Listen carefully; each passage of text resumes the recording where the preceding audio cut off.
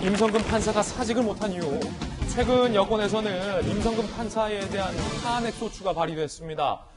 임 판사는 퇴직을 앞두고 있는데요. 여당에서는 퇴직을 앞두고 있는 임 판사를 탄핵하겠다라는 입장인 겁니다. 그런데 오늘 조선일보가 꽤 흥미로운 보도를 했습니다. 작년 4월에 임 판사가 김명수 대법원장을 만나서 이미 사표를 썼다라는 겁니다. 그런데 그때 다시 김명수 대법원장이 사표를 쓰면 탄핵이 되지 않느냐라고 사표를 반려했다라는 보도인데요. 과연 이 보도가 사실인지 여부 꼼꼼히 한번 따져보겠습니다. 마침 김명수 대법원장이 어제 박범계 법무부 장관을 만났습니다. 판사들 사이에서는 왜 대법원장이 여권 일각의 판사 탄핵 움직임에 대해서 입장을 밝히지 않느냐라면서 불만을 제기하는 일각의 목소리도 나오고 있는데요. 과연 어제 어떤 이야기들이 오고 갔을까요? 살펴보시죠. 탄핵 법관 관련해서도 아무래도 좀 말씀 좀 나누실까요? 글쎄 대법원에서 그건 국회와 헌재의 소관이라고 그랬으니까 대법원장님이 말씀하시겠습니까? 안 할 것 같은데요. 제가 여쭙는 건 말이 안 되는 거고. 각별한 관심과 이해를 좀 부탁드리겠습니다. 네, 그러면요. 아주 적극 응원하고. 탄핵 관련된 이야기는 현재로서는 오가지 않은 것으로 보이는데요. 오늘 조선일보 보도 내용 함께 보겠습니다. 대법원장이 사표를 반려했다. 지난해 면담소 무슨 일이? 지난해 초 양승태 대법원 사법행정권 남용 사건 관련 기소 판사들 무죄가 선고됐고 민주당에서는 탄핵해야 된다라는 판사 탄핵 주장이 제기됐습니다. 그러던 시기에 지난해 4월 수술을 받은 직후에 임성근 판사가 김명수 대법원장에게 몸이 아파서 법관 일을 하기 어렵다라며 사표를 제출했으나 김명수 대법원장이 지금 국회에서 판사 탄핵이 논의 진행 중인데 사표를 받으면 탄핵이 안 되지 않느냐라는 사유를 대며 반려했다라는 보도가 오늘 조선일보에 나온 겁니다. 자, 조선일보 보도에 따르면 이런 이야기를 밝혔다라는 건데, 자, 과연 이 발언을 했을까요? 했다라면 상당히 논란이 될 것으로 보이는데요. 저희 채널A가 오늘 아침에 이 부분과 관련된 취재를 좀 해봤습니다. 대법원장의 탄핵 발언 과연 진실은 무엇일까? 채널A 취재된 내용은 법원이 2월 정기 인사 때 맞춰서 사표를 내지 않으면 사표를 수리하지 않는다라는 것. 임 부장판사처럼 4월에 사표를 낼 경우 굳이 탄핵을 거론할 필요가 없어 보인다라는 법조계 일각의 견해에 대해서 오늘 저희 채널A가 취재를 했는데요.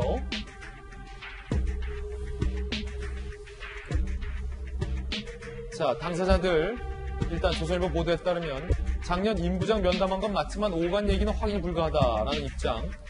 임 판사는 일절 확인할 수 없고 보도가 원치 않는다라는 입장도 현재 내고 있는 그런 상황입니다. 자, 일단 이재문 기자. 만약에 조선일보 보도 내용이 사실이라면 개인적인 인연도 꽤 있는 것으로 알려진 두 사람이에요. 김명수 대법원장. 판사들을 대표하는 대법원장. 개인적 인연도 있고 사표를 내겠다는 판사에게 사표를 반려하면서 그러면 당신이 탄핵이 안 당하지 않느냐 하면서 반려를 했다라는 얘기가 되기 때문에 굉장히 눈을 의심하게 하는 오늘 기사였는데 과연 사실일까요? 두 당사자 모두 지금 확인을 해주지 않은 상황에서 일단 지난해 4월에 사표를 냈고 그것이 반려됐다. 여기까지는 팩트인 것 같습니다.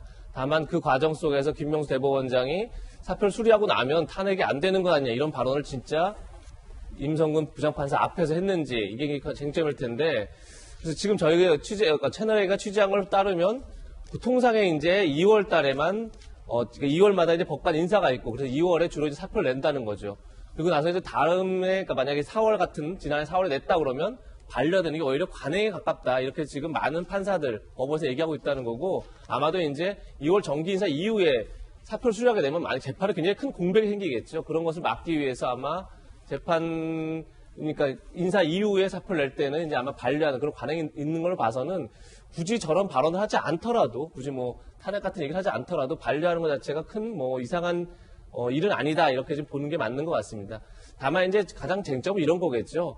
지금 이제 김명수 대법원장이 판사 탄핵이라는 굉장히 초유의 어떻게 보면 헌정상 처음 있는 이제 일에 대해서 지금까지 입장을 표명하지 않고 있는데 대법원은 이 판사 탄핵 자체가 어떻게 보면 국회와 헌법재판소의 권한이다, 이슈다. 그렇기 때문에 우리가 왈가할 문제는 아니다, 뭐 이렇게 얘기를 하고 있지만 사실 뭐 오늘 언론 보도에도 보면 민주당 의원 중에서도 이제 판사 탄핵에 반대하는 의원들, 정성 의원 같은 경우도 이런 얘기를 하죠. 과연 이제 임성근 판사가 위헌적 행위가 있다 하더라도 그것이 탄핵할 만큼의 중대 사안이냐, 이것을 잘못 법원에서, 그러니까 그 국회에서 판사를 탄핵하기 시작하면 결국은 사법부를 국회 정치 안으로 끌어들이는 거고 결국은 사법의 정치화가 오히려 가속화된다, 이제 이런 문제 제기를 하고 있는 거죠. 그런 점에서 대법원이 물론 이걸 탄핵 소추하는 건 국회의 몫이고 탄핵 심판하는 건 헌재의 몫이라고 하더라도 판사를 탄핵하는 것 자체가 굉장히 대법원은 중요한 이슈일 텐데 과연 이렇게 아무런 본인들 입장을 내지 않는 게, 그리고 법관의 정치적 독립성을 오히려 침해할 수 있는 그런 사안에 대해서 아무런 입장을 밝히지 않는 게 과연 옳으냐, 이런 거에 대해서는 좀 따져볼 문제가 아닌가 이런 생각은 듭니다. 예, 사실 김명수 대법원장을 향해서는 최근 윤석열 총장에 대한 추미애 장관, 문재인 대통령이 승인을 한 그 징계권에 대해서도 법원이 뒤집자 법원의 판단에 대해서도 범여권 차원의 공격과 비판이 있었는데요. 이 부분과 관련돼서도 김명수 대법원장이 왜 침묵하느냐라는 일선 판사들 사이에 불만이 제기돼 왔던 터였습니다. 그런데 김명수 대법원장과 임성근 판사가 이런 개인적 인연까지 있다라고 이 신문은 보도하고 있습니다. 2017년 취임 전 청문회 전후 김명수 대법원장이 사법연수원 2년 후배 임 부장 판사에게 도움을 요청했더라라고 보도하며 임명 동의안 통과를 위해서 친분 있는 야당 의원들을 설득해달라는 취지에 도움이 있었고 이걸 수락했더라라는 보도를 하고 있는 상황인데요. 그런데 취임 후에 피해 소청이 이루어졌다라는 게 조선일보의 보도 내용입니다. 정혁진 변호사님, 네네. 도와달라고 해서 열심히 도왔다. 그런데 공교로울 때 사표 내겠다고 하니까 이런 말을 했다. 이게 이 기사의 취지예요.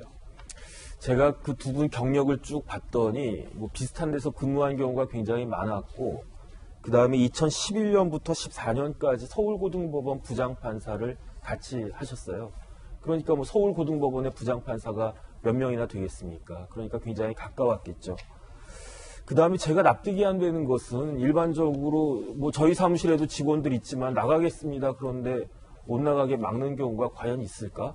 만약에 진짜로 임성근 부장이 사표를 작년 4월에 냈다라고 하면 그거를 수리하지 않았을 이유가 있을까 하는 게 첫 번째 의문이고, 그 다음에 이제 두 번째는 제가 그 탄핵 소추안을 찾아가지고 한번 쭉 읽어봤거든요. 이게 그 헌법에 보면 어떻게 되어 있냐면 탄핵 사유가 직무집행에 있어서 헌법이나 법률에 위반한 때 이렇게 되어 있지만 헌재 결정례를 갖다 보면 단순하게 헌법이나 법률을 위반한 경우가 아니고 파면을 정당화할 정도로 중대한 그 헌법 위반이나 법률 위반이 있어야 된다, 이렇게 명시적으로 규정하고 있단 말이에요. 그런데 제가 탄핵소추안 이렇게 쭉 있어가지고 봤더니 소설같이 술술술 넘어가던데 사유는 딱 세 가지예요. 첫 번째 박근혜 전 대통령 명예훼손 사건, 두 번째 그 민변 변호사들 그 상해치상 관련해가지고 그 관련된 사건, 그 다음에 이제 세 번째가 모 프로야구 선수 도박죄 관련된 사건. 여기에 대해서 임성근 부장이 그 당시에 형사 수석부장 판사니까 담당 재판부한테 이 사건에 대해서는 이런 게 어떻겠느냐, 이 정도 의견을 이야기한 거고, 그래서 뭐 적절한 것 같지는 않지만 이게 또 법원에서 1심이지만 무죄 판결 나오지 않았습니까? 그럼에도 불구하고 이게 이렇게 파면을 정당화할 정도로 중대한 법률 위반인가, 그런 부분들이 또 의심이 되고, 마지막으로 제가 봤을 때 절차적으로 좀 납득이 안 되는 게 우리나라 법원조직법에는요, 판사의 임기를 10년으로 두고 있거든요. 예. 그 다음에 연임할 수 있도록 규정을 하고 있어요. 그런데 임성근 부장이 사법연수원 마치고 군 법무관 마치고 판사로 임관한 때가 언제냐면 91년이에요. 그러니까 만 30년째 하고 있는 거죠. 그래서 군법무관 마치고 판사 임용되는 게 제 기억으로는 4월 1일 정도 될 거란 말이죠. 그러면 4월 1일이 지나가게 되면은 임성근 부장은 더 이상 나는 판사 못하겠다, 사표까지 냈다라고 하니까 연임 신청을 안 했다라고 해요. 임기가 끝나는 거예요. 사표를 떠나가지고. 그러면은 이제 탄핵 소추가 됐다라고 해도 과연 헌법재판소에서 올 4월 아니면 뭐 늦어도 5월까지 이 결정이 나오겠느냐. 나오지 않으면은 이미 이제 임기가 끝나서 더 이상 판사가 아닌데 탄핵의 효과는 파면밖에 안 되는 거거든요. 그러면 뭐 임기 끝난 사람을 뭐 파면할 이유가 없으니까 헌재에서 각하 결정 나오지 않을까 저 개인적으로 그 생각이 드는데 굳이 지금 이 시점에서 임 부장한테 저렇게까지 할 필요가 있을까 하는 그런 개인적인 의심이 좀 듭니다. 여당 내에서도 일부는 사법부 길들이기로 비춰질까 우려스럽다라는 의견을 표명한 의원들이 많습니다. 그리고 이 발의에 24명이 동참을 하지 않았는데요. 문제는 강성 지지자들로부터 동의하지 않은 의원들이 공격을 받고 있다는 겁니다. 임성근 부장판사 탄핵안 발의 161명이 동참했는데 민주당은 174명 중에 150명만 동의했습니다. 일부 친문 지지층이 미동참 24명의 이름을 거론하며 거기 당연히 조홍천 의원도 들어가 있다고요. 반문 아니냐, 출당시켜라, 왜 탄핵 발의에 동의를 안 했느냐, 항의 문자와 전화까지 지금 이어지고 있다고 합니다. 민주당의 한 5의원은 문파들이 개별 의원들 판단에 영향을 주기 시작한다. 4.2 표결 직전까지 이런 상황이 더 심해질 것이다 라고 얘기하고 있습니다. 김영주 의원님, 네. 언제쯤 이 좌포 공격 이런 게 없어질까요? 좌표를 찍어서 집단적으로 공격하는 일. 네. 사실은 뭐 아주 그 정의롭고 좋은 일에 대해서 당원들이 국회의원들에 대해서 일정 정도 뭘 힘을 주거나 비판을 하거나 할 수 있죠. 그러나 이것은 좀 예를 들면 뭐 161명이면 충분히 다 될 수 있고 예. 또 실제적으로 24명 중에서 장관 5명 그리고 현재 뭐 부적절한 한 분 이렇게 해서 빼면 18명에 대해서 공식적으로 그런 공격을 하고 있고 또 일부 소위 뭐 대통령의 복심이라고 한 의원조차도 발의 안 했다는 것에 대해서 공격을 하고 있고 특히 또 하나는 뭐 그 중에서 또 이재명계라고 또 된 분에 대해서 또 따로 심한 공격을 하고 있고 이것은 상당히 좀 부적절하지 않느냐. 정치적 견해, 파별적인 측면까지 포함된다라고 하는 것은 조금 너무 우리나라의 국회의원들이 갖고 있는 개인의 어떤 그 말하자면 인식과 자기 결정권을 좀 당원들이 최대한 존중해 줄 필요가 있는데 너무 이것을 무차별적으로 공격하는 것은 바람직하지 않고 또 실제로 탄핵을 적절하지 않다고 표현되지만 탄핵시킬 정도는 아니다라고 생각할 수도 있는 거고 또 실제로 바빠서 내 말고 충분히 됐으니까 발의 안 할 수도 있는 사인 안 할 수 있는 것이거든요. 그런 것까지를 다 해라 한다라고 하는 것은 별로 우리나라의 민주주의 전통에 별로 바람직하지는 않다 그렇게 생각이 듭니다. 예.